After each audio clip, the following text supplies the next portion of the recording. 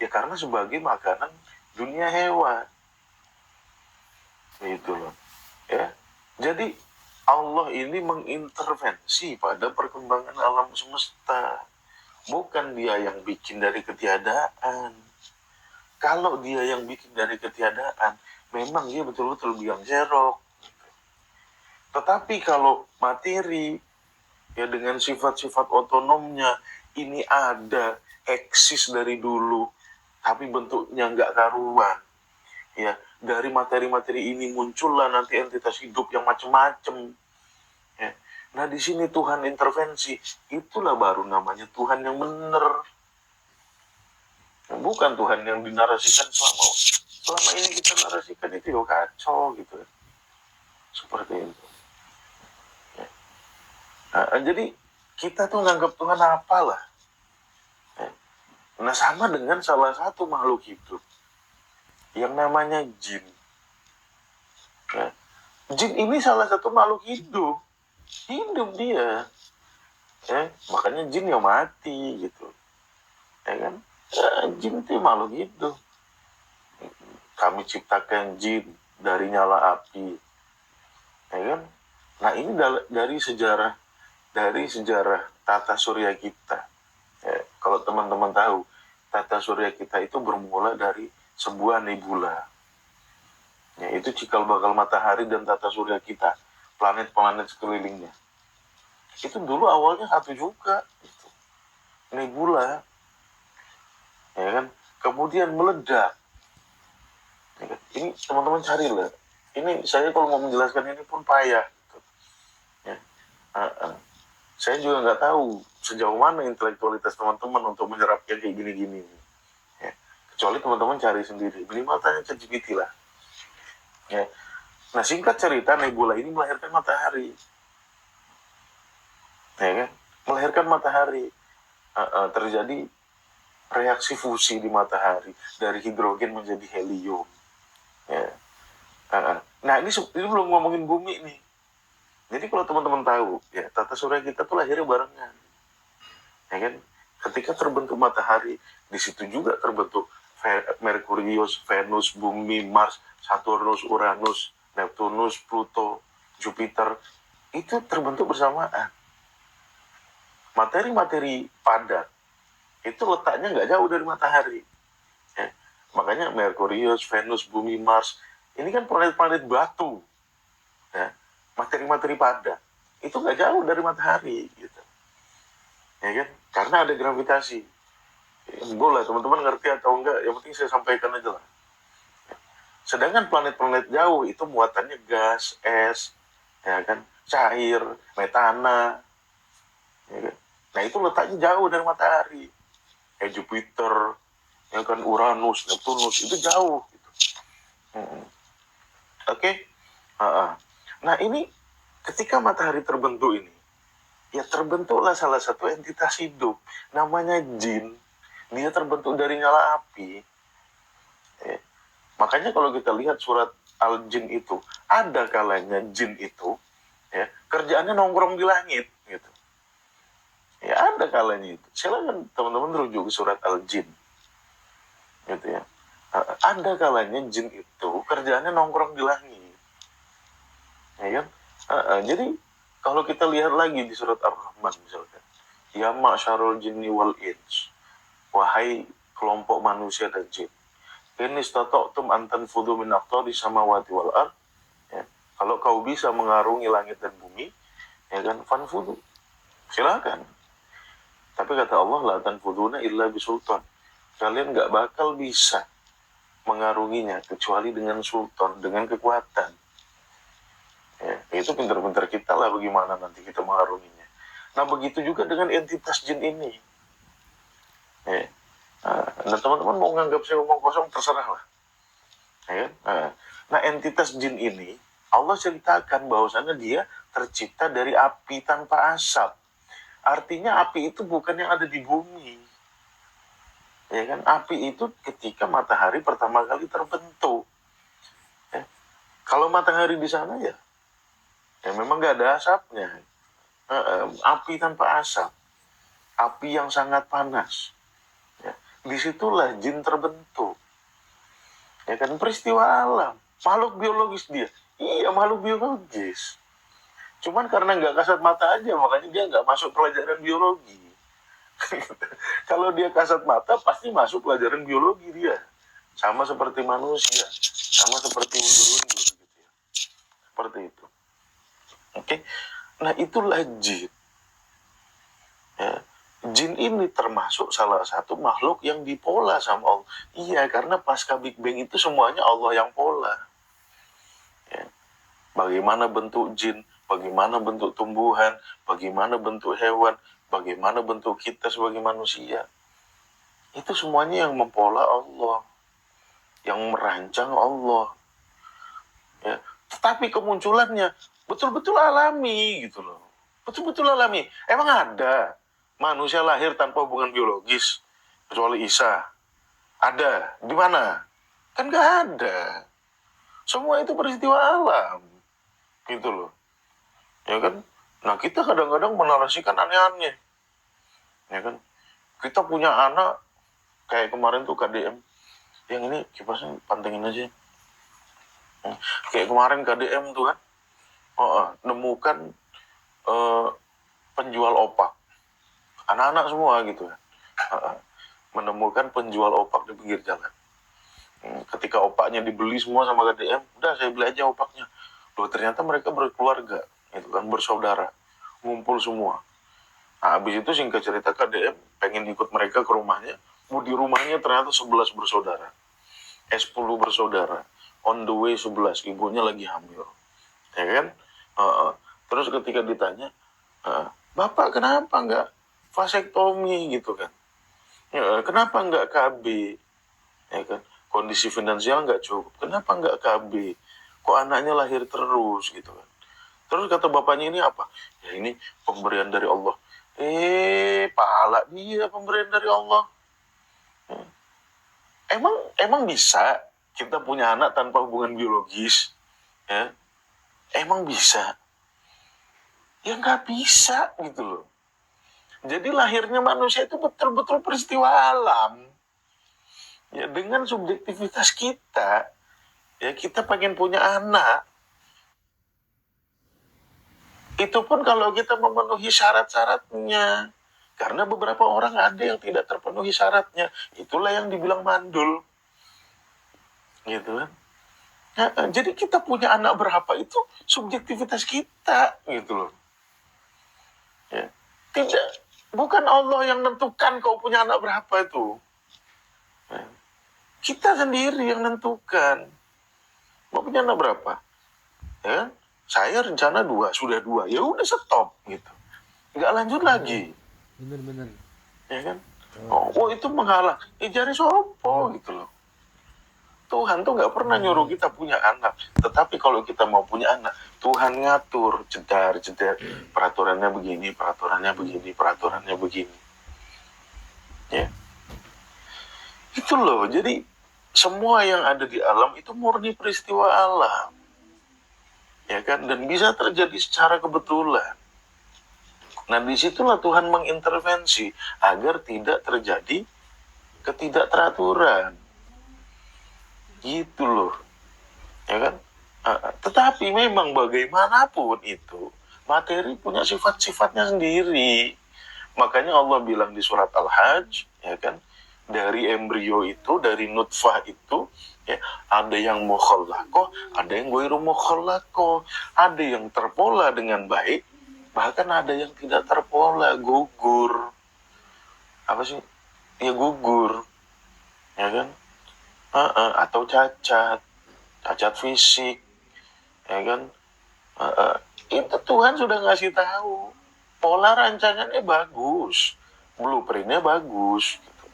Tetapi apa yang terjadi? Itu betul-betul sesuai dengan materinya. Ya kan? Kalau materi tubuh kita memenuhi untuk punya anak, ya bisa punya anak lah. Tetapi apapun itu harus melalui hubungan biologis. Ya. Di sini loh kita harus betul-betul paham di mana letak intervensi Tuhan. Gitu. Di mana letak kholakonya, rancangannya itu di mana letaknya. Ya. bukan mengadakan sesuatu dari tidak ada menjadi ada. Seperti iblis. Iblis itu lahir dari peristiwa alam. Ya. Tetapi bagaimana iblis yang merupakan jin ini punya kesadaran, ya bentuknya bagaimana, itu semua Allah yang mempola.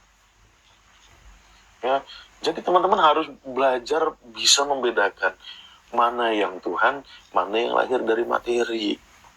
Karena dua ini entitas yang berbeda. Ya kan? Dua ini entitas yang berbeda. Tuhan beda, kita beda. Kita materi, Tuhan non materi. Iblis materi, Tuhan non materi. Ya kan?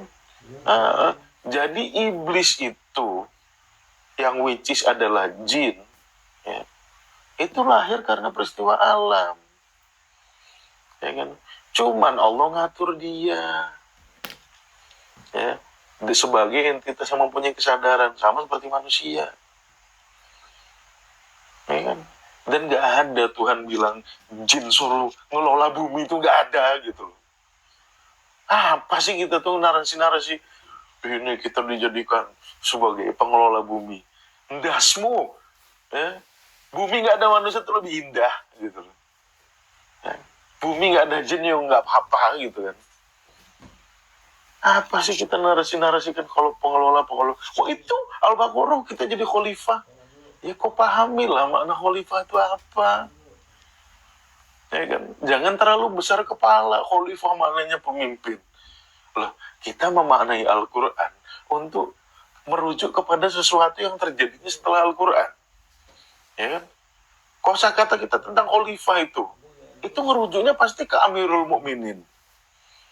Ya kan? Abu Bakar, Umar, Utsman, Ali. Lah 4 orang jadi pemimpin ini kan setelah Quran selesai turun. Sedangkan peristiwa manusia jadi khalifah itu kan peristiwa yang jauh sebelum itu. Ya, saya sudah terangkan makna khalifah apa. Bukan pemimpin. Ya. Save the earth. Apanya yang kau save gitu loh. Kau tuh cuma numpang di sini gitu loh. Save the earth. Kita diperintahkan untuk menjadi khalifah. Khalifah artinya pemimpin. Cari di kamus manapun gak ada tuh khalifah mananya pemimpin. Ya. Kalau Abu Bakar, Umar, Utsman, Ali disebut khalifah karena tugas mereka gantikan Rasulullah, melanjutkan, meneruskan. Penerus inilah bahasa Arabnya khalifah. Ya. Tetapi nggak umum itu, gitu. Nggak umum. Mereka tuh sering dipanggil dengan kata-kata Amirul Mukminin. Ya kan? Ya Amirul Mukminin, ya Amirul Mukminin.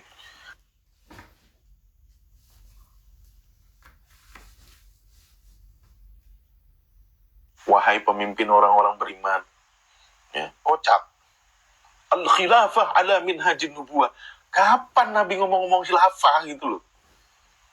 Sebiji, speser pun, sepatah kata pun Nabi tuh nggak pernah ngomong khilafah gitu. Ya. Khilafah ala minhajin nubuwah. Ya Allah, bullshit saya bilang. Kapan Nabi pernah ngomong-ngomong khilafah itu? Kalau kau ngomongin khilafah, paling ujungnya sampai Amirul Mukminin itu, ya, itulah khalifah. Gitu. Nabi gak pernah. Nah apa itu khalifah? Udah pernah saya bahas lah. Ya, kali ya. Ya, kalau saya bahas di sini lagi 2 jam lagi. Gitu. Berat. Ya, khalifah itu penerus, pengganti. Ya, pengganti dari sebelumnya. Ya, jadi sebelum kita tuh ada entitas bashar, tetapi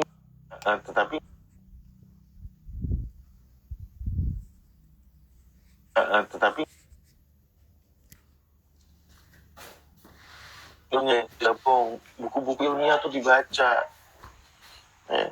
Ada yang namanya Homo neanderthalensis, ada yang namanya Homo denisova, ada yang namanya Homo luzonensis, ada yang namanya Homo florescensis. Itu udah punah semua. Nah kita khalifahnya apa spesies kita? Homo sapiens. Loh kalau satu spesies aja kok banyak bentuknya tuh kita tuh.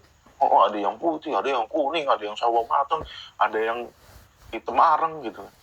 Nah, itu hasil dari perkawinan Homo sapiens ini dengan Homo neanderthal, dengan Homo denisova, dengan Homo luzonensis. Lahirlah perbedaan ras.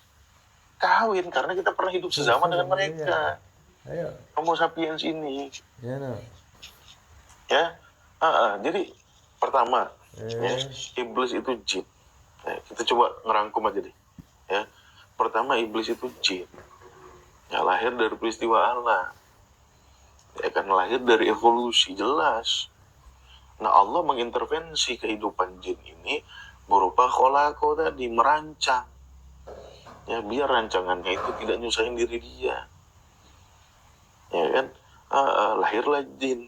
Nah, jin punya otonomi.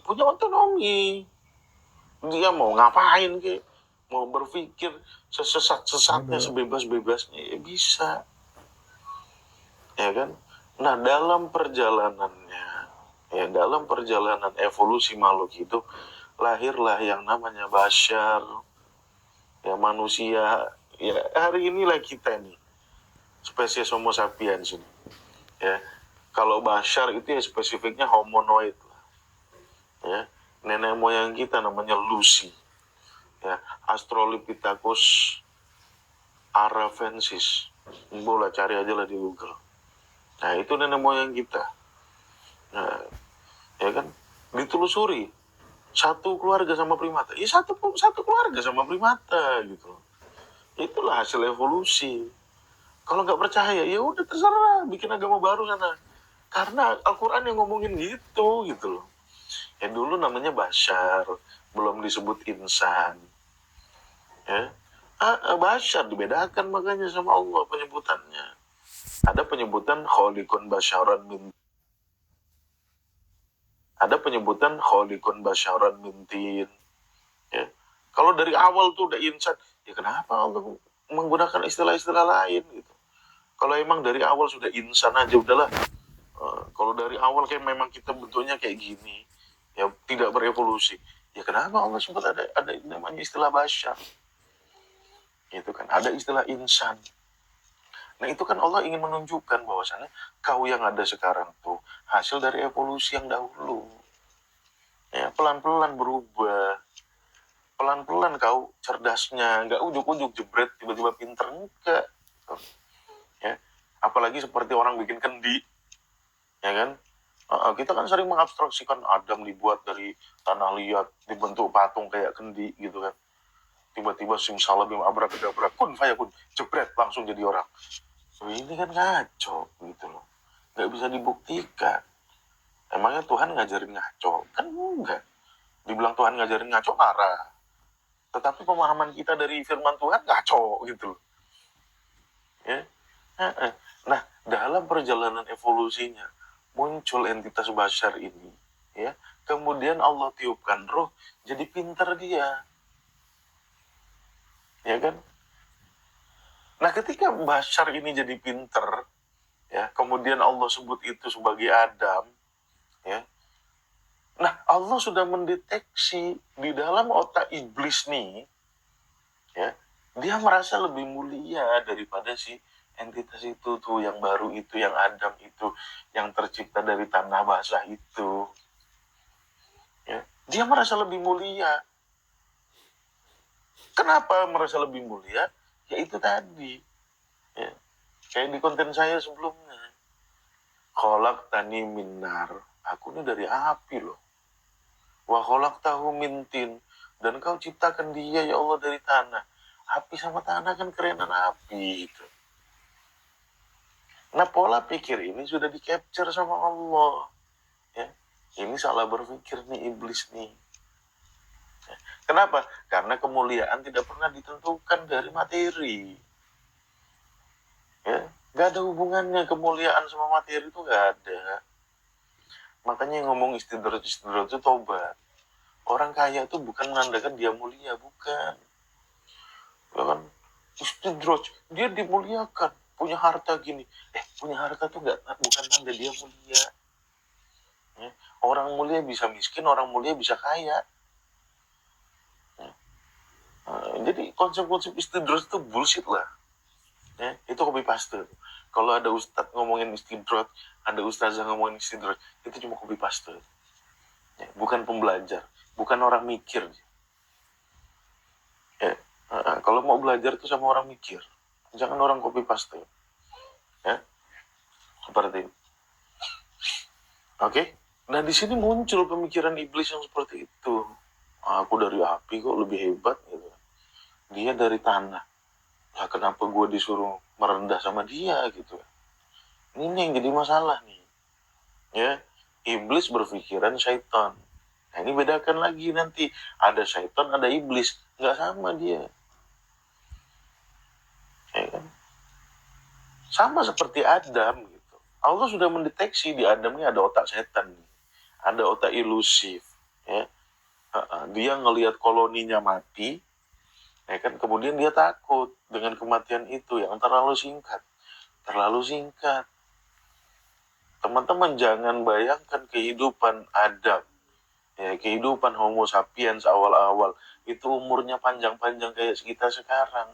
Bisa sampai 100 tahun, 120 tahun. Ya, harapan hidup Homo sapiens itu 15 tahun, paling lama 30 tahun. Ya, itu harapan hidup Homo sapiens. Beda sama kita sekarang kan. Kita sudah lebih jauh gitu. Nggak usah zaman-zaman Homo sapiens lah gitu. Ya. Di Amerika dulu ya harapan hidup orang cuma 40 tahun. Tahun 1800-an, 1700-an. Terlalu banyak ancaman kehidupan. Oke? Nah ini Adam yang harapan hidupnya singkat ini berpikir, kok hidupku singkat sekali. Kemudian dia melihat sekelilingnya. Ada pohon-pohon yang menjulang tinggi, pohon-pohon prasejarah gitu. Wah ini kok pohon ini lama sekali hidupnya.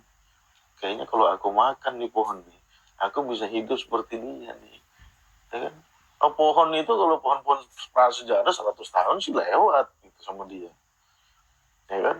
Bahkan pohon yang umurnya ribuan tahun masih ada sampai sekarang. Ya. Pohon yang pernah ditidurin Nabi pun ada sampai sekarang. Nah ini loh otak ilusifnya Adam ini mendeteksi seperti ini. Sama seperti otak ilusifnya iblis. Kemuliaan ditentukan dari materi. Ya kan? Ini salah kata Tuhan. Enggak iblis. Ya. Ya kan? Makanya golongan jin ini ya itu disuruh sujud kepada Adam. Nah yang nggak mau sujud ini Allah sebutnya sebagai iblis. Ya. Ya kan illa iblis. Iblis itu dari kata ablasa artinya putus asa. Gitu kan. Nggak mau. Kenapa? Karena ada kesalahan berpikir dia nih. Salah berpikir ini fatal memang. Gitu. Tuhan sudah tahu itu ya. Tuhan maha tahu. Potensi-potensi pun Tuhan tahu. Ya. Jadi Tuhan nyuruh iblis wujud itu bukan iseng-iseng. Mau ngetes iblis gitu. Iseng-iseng ngetes iblis. Nggak gitu. Iseng-iseng ngetes Adam Adam lu jangan deketin pohon itu ya. Nggak gitu ceritanya.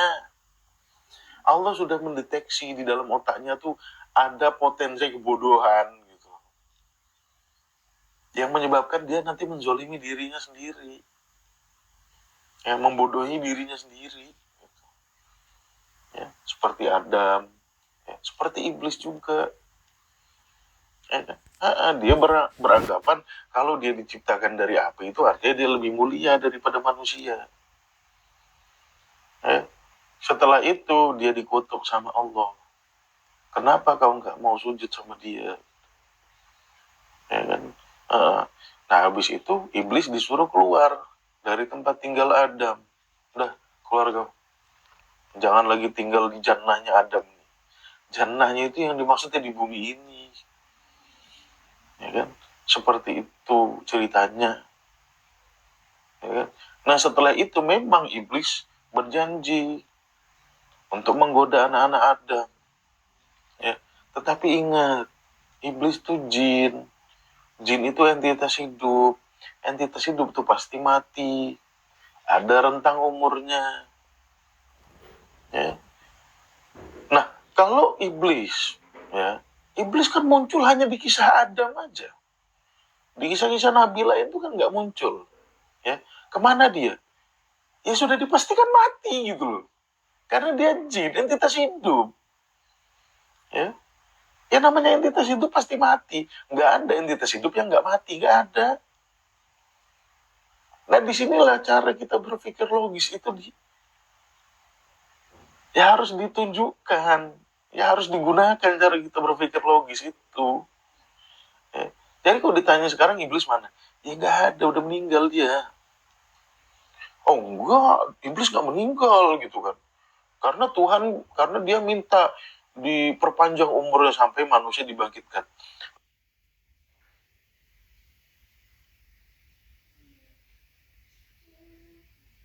Lah, lah itu kan sudah dijawab Tuhan. Imil iya, kau hidup. Tapi ila yaumil waktilum. Cuma sampai batas waktu yang kau sendiri itu sudah tahu. Sebagaimana entitas hidup lainnya gitu. Ya.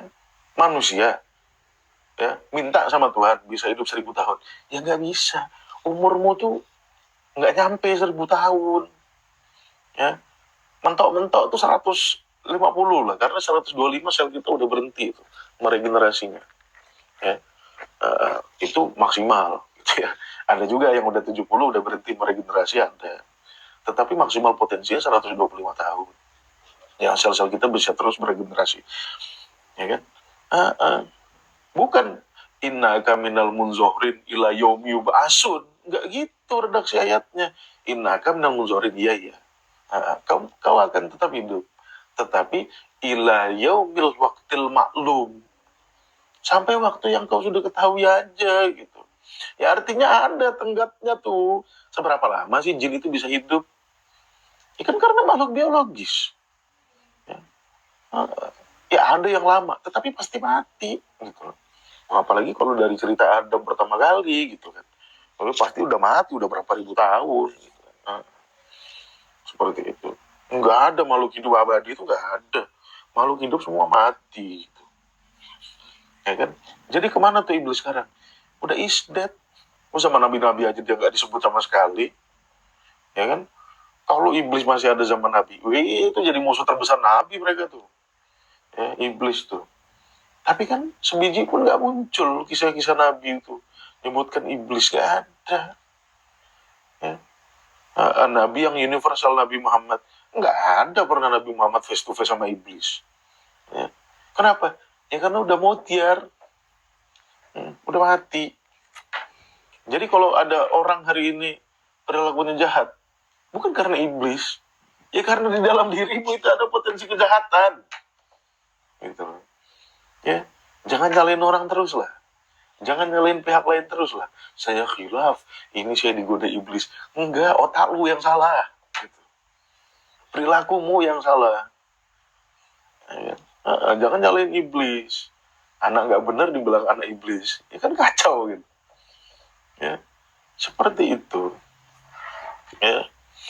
Nah ini kesalahan iblis. Jadi kesalahan iblis itu bisa kita narasikan dengan rasional dan logis. Ya, iblis itu punya otonomi sendiri. Otonomi itu naturali lahir kayak gitu. Bukan Tuhan rancang kayak gitu. Enggak. Ya, itulah iblis, itulah manusia, punya potensi itu. Tuhan ngarahkan, manusia, jin, kau kayak gini ya hidupmu ya, aku atur ya kayak gini ya. Ya kan? Contoh apa? Contoh syahwat, gitu ya. Contoh syahwat. Misalkan kita nemu ayat zuyyina linnas hubbus syahawat minan nisa. Dijadikan indah bagi manusia. Zuyyina, bukan Allah gitu loh. Bukan Allah yang menjadikan itu indah, bukan. Secara natural, secara alamiah, ya, itu ya pada umumnya lelaki ya sukanya ya perempuan, gitu loh. Secara alamiah, ya kan. Hubbus syahawat minan nisa wal banin. Ini nggak ada redaksi Allah menjadikan itu, enggak. Ya kan, itu muncul. Nah, makanya dikontrol. Ya, menahan diri dari kesalahan, menahan diri dari syahwat. Ya. Jadi tugas Tuhan tuh menyarankan, mengarahkan, ya. Bukan membuat kita sampai jadi sekarang kita kayak gini. Nah ini hasil usaha kita sendiri, hasil otonomi kita sendiri. Ya teman-teman mau berpikir atau nggak berpikir, itu hasil otonomi teman-teman sendiri. Ya, Tuhan hanya ngarahkan. Kalau perbuatanmu baik, nanti balasannya baik. Kalau perbuatanmu buruk, nanti balasannya buruk. Ya, seperti itu. Ya, jadi apa kesalahan iblis? Kesalahan iblis itu salah berpikir. Nah teman-teman jangan ikuti kesalahan berpikirnya iblis gitu loh. Kalau teman-teman salah berpikir, ya artinya ngikutin iblis. Ya, narasikan Quran macam-macam. Dibilang kita ngelola bumi. Ngelola bumi. Ya, itu kalimat paling bullshit, ngelola bumi. Kita tuh cuma bisa ngerusak aja kok, ngelola bumi. Ya, diketawain sama saintis itu kalau kita ngomong-ngomong ngelola bumi itu. Ya, bullshit banget itu. Ya, nggak ada Tuhan nyuruh kita ngelola bumi. Tuhan tuh cuma bilang, ya bumi ini udah aku perbaiki, jangan kau rusak. Udah itu aja pesan Tuhan. Ya, kalau kalian mau menikmati, ya nikmatilah. Ya, kan? Mau tahun.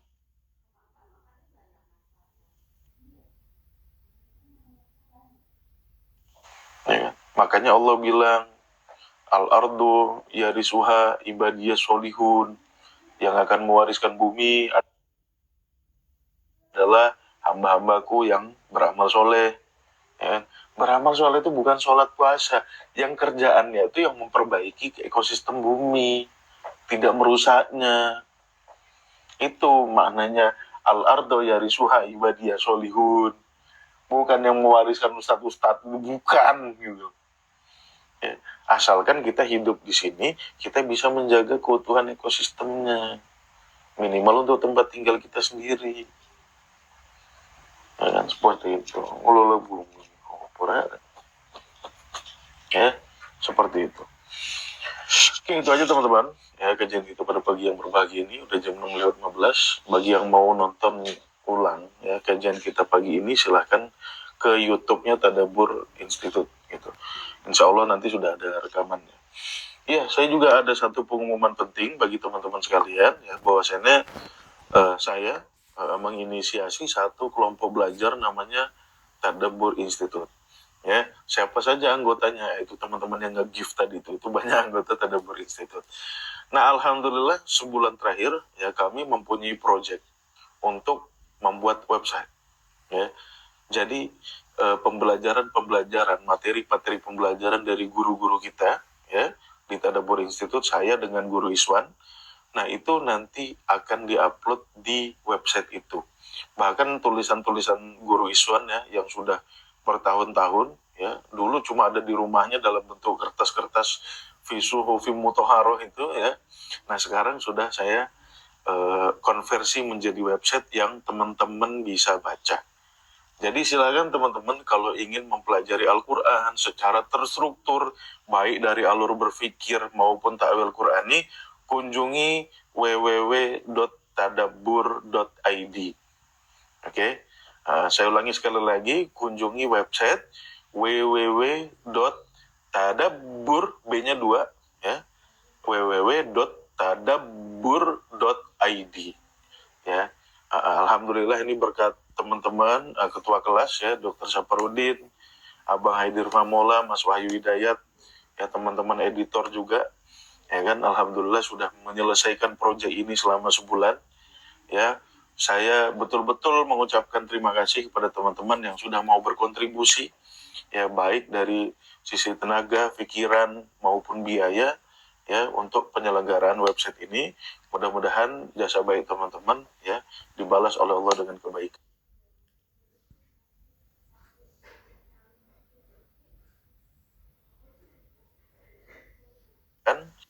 Dibalas oleh Allah dengan kebaikan, ya kan, dan mudah-mudahan web bagi pelajari lebih lanjut tentang Al-Quran. Kurang lebih sudah ada 63 3 tema pembahasan di website itu. Jadi silakan teman-teman follower saya yang ikut live pagi hari ini, silakan kunjungi www.tadabur.id. Nah, kami juga menghimbau kepada teman-teman apabila ketika teman-teman membaca artikel-artikel, makalah-makalah yang kami upload di situ, kemudian teman-teman menemukan kesalahan ayat, silakan dikontak nomor admin yang ada di website, ya ada di pojok kiri atas. Jadi silakan teman-teman sambil baca-baca, scroll ayatnya ini ada yang salah, nomor ayatnya harusnya 24 tetapi tertulis 20. Nah, silakan kontak nomor admin yang ada di website itu. Gitu ya. Nanti saya akan sematkan juga alamat websitenya di profil saya www.tadabur.id. Itu aja teman-teman, makasih banyak sudah nyaksikan live ya. Ketemu lagi besok pagi di jam yang sama dengan pembahasan yang lebih seru lagi insya Allah. Jadi bagi yang belum follow akun Guru Mulia, ya kan, follow juga akun Tadabur Institute. Untuk yang ingin mendapatkan rekamannya silahkan setelah ini ya mungkin ada jeda 2 jam merujuk ke YouTube akun Tadabur Institute. Itu aja teman-teman, makasih banyak ya atas partisipasi teman-teman sekalian dalam mensukseskan program website ini. Ya, mudah-mudahan Allah balas dengan kebaikan. Dan saya akhiri aja, wabillahi taufik wal hidayah. Assalamualaikum warahmatullahi wabarakatuh.